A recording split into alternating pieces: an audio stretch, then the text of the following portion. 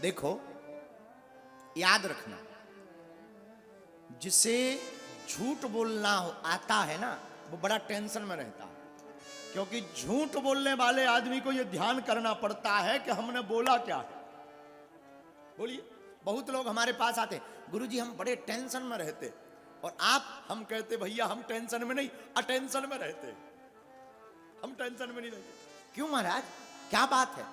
जो झूठ बोलता, जैसे किसी ने पूछा महाराज आप कितने भाई हो, अगर झूठ बता दिया 3, तो ध्यान करना पड़ेगा कि उस आदमी को 3 बताया था, अगली बार कहीं 4 ना बता दे या 2 ना बता दे, तो ये ध्यान करना पड़ता, हाँ जी या ना जी।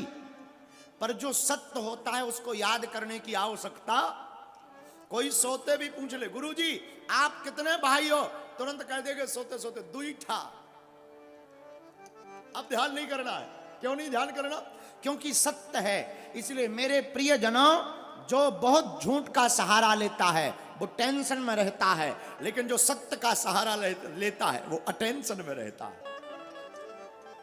राम जी मर्यादित हैं और राम को सत्य प्रिय है। हम नहीं कहते। रामचरितमानस पढ़िए, गोस्वामी जी की पंक्ति कहती, राम ही केवल प्रेम प्यार।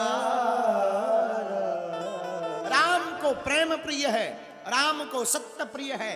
राम को वही पा सकता जिसका मन एकदम निर्मल है, ट्रांसपेरेंसी, कांच की तरह आर पार दिखने वाला। लोग हमसे बहुत कहते हैं, कई बार कहते हैं, आप गुरुजी आप बहुत गंभीर हो, कई बार आप ऐसी बातें बोल जाते हैं, ऐसा नटखटपना कर देते हैं, कई बार बड़े उपद्रव कर देते हैं। हम बहुत कंट्रोल करते हैं, हृदय से हम चाहते हैं कि हमारे द्वारा कोई भूल ना हो। सच बताएं, ये वही रायपुर है जहां 1 वर्ष पूर्व हम यहां बैठे थे। उसी दिन हमने बैठ करके प्रण लिया था कि अगर हमसे कोई भूल हो गई ना, तो कोई 10 वर्षों तक महात्माओं पर भरोसा नहीं करेगा, कोई 10 वर्षों तक महात्माओं पर भरोसा। लेकिन मेरे प्रियजनों, आज तक के जीवन काल में हमने सदा प्रभु श्री राम के चरित्र को अपनाने का प्रयत्न किया। परिणाम ये निकला कि सत्य की जीत हुई, असत्य हार गया। आपसे भी हम प्रार्थना करते हैं, राम लला मंदिर में तो विराजमान हो गए, पर तुम घर जाकर नहीं, कथा में बैठे बैठे अपने आप से पूछो, क्या तुम्हारे मन में राम जी बैठे? राम लला मंदिर में बैठे कुछ नहीं कर पाएंगे।